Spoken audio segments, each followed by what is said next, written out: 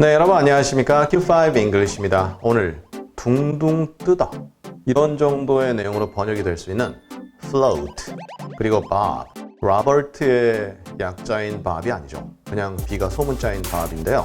어떠한 의미 차이가 있는지 자세히 확인해 보도록 하겠습니다. 먼저 float라는 게 있죠. 물에 뜬다는 얘기입니다. 가라앉지 않고 물에 둥둥둥 뜬다. 그런데 float는요, 공기 중에도 float, 뭐가 떠갈 수 있습니다. 따라서 물과 공기 둘 다 되는 거죠. 그런데 bob이라는 것은요, 예를 들어 제가 물에 빠졌다.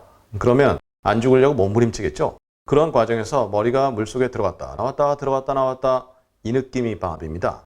둥둥둥 떠내려간다, 이 느낌이죠. 물론 꼭 물에만 해당되는 건 아닙니다. 상징적 의미로서는 뭐가 이렇게 위아래로 움직인다라는 개념으로 쓸 수 있고요. 그 다음에 위아래 이러기 때문에 고개를 이렇게 끄덕이는 모습도 bob이라고 할 수가 있습니다. 따라서 동의한다, 이렇게 의미가 번역이 됩니다. 따라서 두 단어는 어찌 보면 비슷한데요. 하지만 bob이라는 것은 위아래로, 그 다음에 float라는 것은 그냥 물에 떠 있다, 이런 정도의 차이가 되겠죠. 자, 그러면 이 두 단어가 가진 예문을 하나하나씩 나눠보도록 하겠습니다. A corpse came floating by. corpse, 시체죠. 시체가 float by, 둥둥둥 옆에 떠왔다. 그런데 come, 그 다음에 floating by니까 그냥 표현이에요. 시체 하나가 물에 그냥 쭉 떠내려가는데 by, 옆을 지나가는 거죠. 그런데 시체가 위아래로 막 요동치고 그 개념은 아니죠. 그러면 bob이 되는 거죠. 그 다음에요. A lot of ducks are floating around contentedly.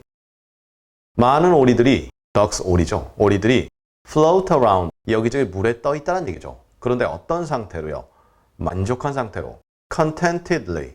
이 contentedly라는 것은 만족한 상태로, 뭔가 100%까지는 아니지만 그래도 이 정도면 됐지 뭐, 이러한 느낌인데 뭔가 족한 듯이 물에 여기저기 떠 있었다, 이렇게 의미가 전달됩니다. He's floating the idea. 그는 어떤 아이디어, the idea죠. 그 아이디어를 float하고 있다, 띄운다는 얘기죠. 그러니까 사람들에게 던집니다. 그러면 어떤 그 화면 같은 데서 보면 아이디어를 던지면 아이디어가 공중에 떠갑니다. 그러한 느낌이에요. 이걸 물에다 띄우진 않겠죠. 그러니까 아이디어를 제시한다, 제시하고 있다죠. 또는 아이디어를 나누고 있다, 그냥 이렇게 상징적으로 번역은 되는데 본 느낌은 그거죠. 그 다음에 Some people are bobbing alongside us. 일부 사람들은 alongside, 우리 옆에서 둥둥 떠가고 있다. 머리가 물 위로 아래로 왔다 갔다 하면서. 그래서 예를 들어 우리가 홍수가 났습니다. 그래서 저도 물에 빠지고 많은 사람들이 물에 빠지는데 일부 사람들이 제 주변에서 허우적허우적 대고 있는 거죠. 머리가 위아래로 움직이겠죠. 그러한 느낌도 있을 수 있고요. 또 상징적으로 어떤 사람들이 우리 주변에서 의견에 동의를 하고 있습니다. 따라서 이 문장은 앞뒤 문맥이 존재하지 않으면 좀 쉽지 않겠죠. 하지만 두 가지로 해석이 가능하죠. 그 다음에요. You're bobbing in a boat on the lake. The lake, 호수죠. 호수에서, 그 호수에서 너는 보트를 타고, 물론 이럴 때 float 써도 됩니다. 대략 알아듣거든요.